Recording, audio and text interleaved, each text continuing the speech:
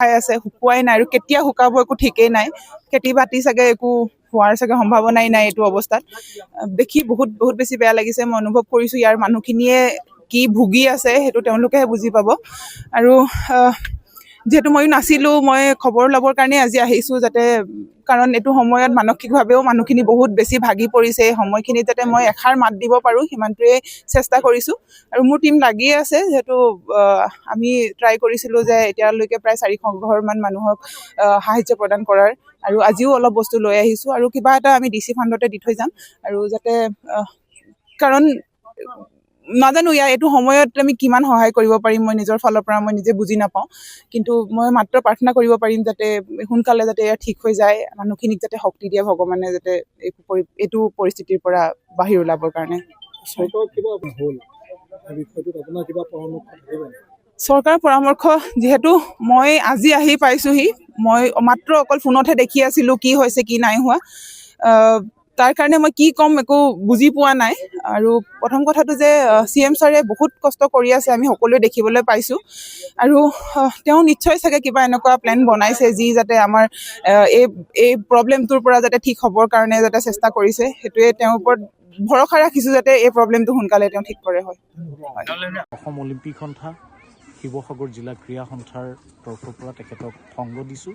আৰু ইতিমধ্যে তেখেতে শিৱসাগৰৰ ভিতৰুৱা অঞ্চল মলীয়াভেটাত তেখেতে বানাক্ৰান্তৰ ক্ষয় ক্ষতিৰ বুজ লৈ বান সাহাৰ্য প্ৰদান কৰে।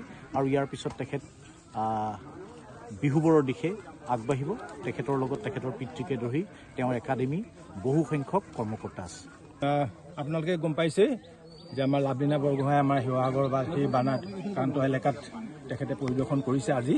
কিন্তু ইয়াৰ পূৰ্বেই তেখেতৰ পিতৃ টিকেন বৰগোহাঁই, মাতৃ মামণি বৰগোহাঁই, তেখেতৰ সহযোগী জ্যোতিষ্মান লহকৰকে প্ৰমুখ্য কৰি বহুকেইজনে আমাৰ শিৱসাগৰ জিলাৰ নাজিৰা, আমগুৰি, নাজিৰা আৰু শিৱসাগৰ এই দুয়োটা সমষ্টিৰ বিভিন্ন প্ৰান্তত তেওঁলোকে বান সাহাৰ্য বিতৰণ কৰিছিলে।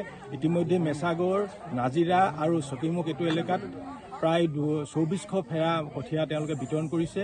আৰু ইয়াৰ পূৰ্বে তেওঁ নান্তি গাহৰিচোৱা, হোলালকাটনি, লিগিৰি পুখুৰী, খনিকৰ গাঁও ইত্যাদি বিভিন্ন স্থানত খাদ্য সামগ্ৰী তেখেতে বিতৰণ কৰিছে। আৰু আজি লাভলীনা বৰগোহাঁয়ে শিৱসাগৰ সমষ্টিৰ অন্তৰ্গত এই মলীয়াভেটা এলেকাত উপস্থিত হৈ বানাক্ৰান্তসকলক সাক্ষাৎ কৰিছে। আৰু সাক্ষাৎ কৰি তেখেতসকলৰ যি অৱস্থা, সেই অৱস্থাৰ বুজ লৈ তেখেতৰ ফালৰ পৰা কিছু সাহাৰ্য সামগ্ৰী আগবঢ়োৱাৰ লগতে অলপ খন্তেক পিছতে তেখেতে শিৱসাগৰ জিলা আয়ুক্তক সাক্ষাৎ কৰিব। আৰু জিলা আয়ুক্তক সাক্ষাৎ কৰি তেখেতৰ ফালৰ পৰা ব্যক্তিগতভাৱে সমগ্ৰ শিৱসাগৰ জিলাবাসীৰ বাবে এক আৰ্থিক অনুদান আগবঢ়াব। আৰু ইয়াৰ পিছতেই তেখেতে এই বানত সৰ্বাধিকভাৱে ক্ষতিগ্ৰস্ত এই নাজিৰা বিধানসভা সমষ্টিৰ অন্তৰ্গত সীমান্তৱৰ্তী যি ডিহুবৰ নেপালী খুঁটি, সেই নেপালী খুঁটি অঞ্চললৈ তেখেতৰ পিতৃ সহ লাভলীনা বৰগোহাঁই তালৈ ৰাওনা